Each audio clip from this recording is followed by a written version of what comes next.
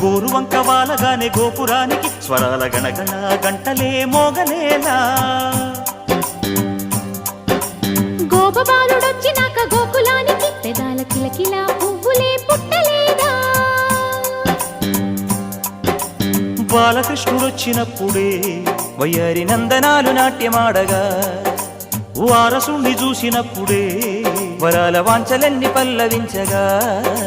నందుడింట